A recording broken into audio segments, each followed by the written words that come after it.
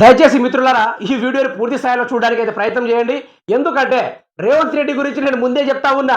ఈసారికి పరిపాలన శాత కావట్లేదా, లేకుంటే తెలంగాణ రాష్ట్ర ప్రజలు మభ్యపెట్టడానికి చేస్తున్నాడా అని ఎప్పటి నుంచి మొత్తుకుంటూనే ఉన్నా. ఈరోజు అదే విధంగా నిజమైంది. ఆయన చేతుల పరిపాలన లేదట, ఆయన ముఖ్యమంత్రే కాదట, ఆయన ఇప్పుడు రాష్ట్ర అధికారం మొత్తం బీజేపీ అప్పచెప్పిండట. ఆయన మాటల్లోనే విందాం, ఒకసారి పూర్తి స్థాయిలో వినడానికి అయితే ప్రయత్నం చేద్దాం. పూర్తిగా పరిపాలన కేంద్ర ఎన్నికల సంఘం చేతిలో వెళ్ళిపోయింది. కాంగ్రెస్ పార్టీ ప్రభుత్వం చేతిలో అధికారం లేదు. వాళ్ళతో పాటు కేంద్ర ఎన్నికల సంఘాన్ని కూడా మేము డిమాండ్ చేస్తున్నాం, రైతులకు న్యాయం చేయండి అని కోరుతున్నాం. మేము కూడా మరి మీరు ఉండి దేనికి? మరి మీరు కేంద్రాన్ని పోయి రైతులకు న్యాయం చేయమని అడుగుతా ఉంటే మీరు ఉండి దేనికి? మీరు అధికారం తీసుకొచ్చింది ఎందుకు? ఏదో ఏదో ఏదో పాట ఉంటుందండి, 3 రంగుల జెండాలు వేసుకున్నట రేవంత్ రెడ్డి వస్తూ ఉంటాట. ఈయన అడుగు ఇక్కడ పెట్టగానే మొత్తం వెనకాల పచ్చడి పొలాలు, ఈయన అడుగు పెట్టిన కాడ బంగారపు అచ్చులు. గిది రేవంత్ రెడ్డి ముచ్చట్లు. ఏం లేదు నా కాడ, నేను ఉత్తిగానే ఉన్నా, ఏమైనా ఉంటే కేంద్రమే సహకరించాలి, వాళ్ళు సహకరిస్తే నేను ఆదుకుంటా. ఈ మాట చెప్పడానికి కొంచెమైనా గింత ఉండాలి. మరి తెలంగాణ రాష్ట్ర ప్రజలను నమ్మి ఓటేయించి ఈరోజు వారిపైన పెద్ద గుంటకాలు తిప్పి వాళ్ళ నెత్తిపైన శటకోపాలు పెట్టి ఈరోజు వాళ్ళకి పంగనామాలు పెట్టి ఈరోజు మళ్ళీ ప్రజల్ని ఆదుకోమంటే నాకు సంబంధం లేదు, మన సెంట్రల్ పార్టీ ఏదైనా ఇస్తేనే ఆదుకుంటా, లేకుంటే ఆదుకోను, లేకుంటే కల్వకుంట్ల చంద్రశేఖరరావు గారిని ఆదుకోమనండి అన్నట్టుగా మాట్లాడుతున్నాడు. మరి ఇదేనా రేవంత్ రెడ్డి మీరు చేసేది అని తెలంగాణ రాష్ట్ర ప్రజలు ప్రశ్నిస్తున్నారు. మరి ముఖ్యమంత్రి గారు దీనిపైన మళ్ళీ నా చేతిలో ఏం లేదంటాడు. నా చేతిలో ఏమీ లేదంటూ చేతులు ఎత్తేసిన సీఎం రేవంత్ రెడ్డి.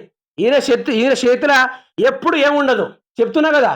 ఈయన అధికారంలో వచ్చినప్పటి నుంచి ఇప్పుడు 22 సార్లు ఢిల్లీకి పోయిండు. అక్కడే అర్థం కావాలి ఈయన చేతిలో ఏం లేదని. ఏడ ఉంది? ఢిల్లీ అధిష్టానంలో సోనియా చేతిలో ఉంది. ఆడ సోనియా గాంధీ చేయి ఊపితే ఈయన ఊగాలే. మన జగన్మోహన్ రెడ్డి ఏ విధంగా అంటాడు, ఇలా ఇలా ఇలా ఇలా అనుకుంటా. మరి అదే విధంగా ఆడ సోనియా గాంధీ ఇట్లా ఇట్లా ఇట్లా అంటే ఈయన వచ్చి ఇక్కడికి వచ్చి మీరు లోక్సభ ఎన్నికల్లో ఓటేస్తారా, లేకుంటే 6 గ్యారెంటీలు ఇచ్చులే.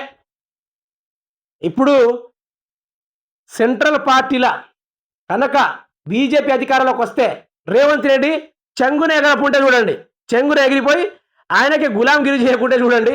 మరి రేవంత్ రెడ్డి గారికి నా చేతిలో ఏం లేదు, అంతా సెంట్రల్ పార్టీలో ఉందా అంటే తెలంగాణ రాష్ట్ర ప్రభుత్వంలో సీఎం పదవి అధిష్ఠించడం ఎందుకు? తెలంగాణ రాష్ట్ర ప్రజల్ని ఆదుకోలేని సీఎం ఎందుకు? రాష్ట్ర రైతాంగాన్ని పట్టించుకోలేని సీఎం ఎందుకు? తెలంగాణ రాష్ట్రంలో, భారతదేశంలో కరువు కాటకాలు ఉన్న రాష్ట్రము, రైతులు చనిపోయే రాష్ట్రము, వలస ప్రాంతం ఏదైనా ఉందా అంటే తెలంగాణగా గుర్తించబడింది.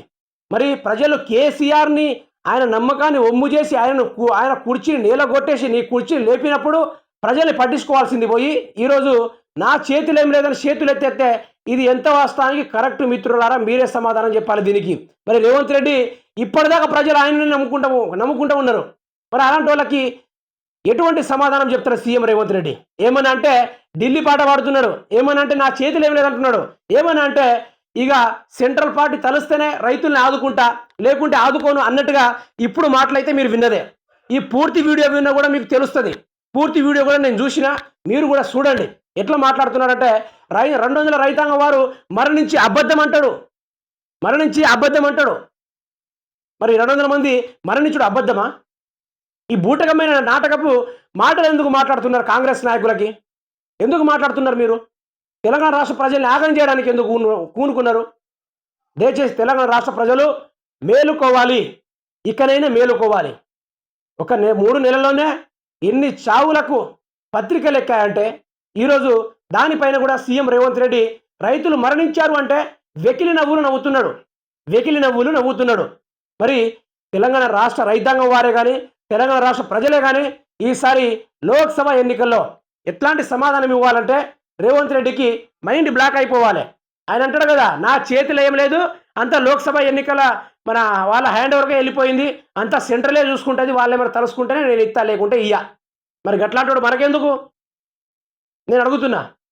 అలాంటోడు మనకెందుకు? మన కోసం కొట్లాడి ప్రజల్ని ఆదుకునేటోడు కావాలి. అంతేగాని ఏమైనా ఉంటే ఢిల్లీ చేతిలో ఉంది, నా చేతిలో ఏం లేదంటే ఎవరు సపోర్ట్ చేస్తారు? దయచేసి తెలంగాణ రాష్ట్ర ప్రజలు మేలుకోవాలి.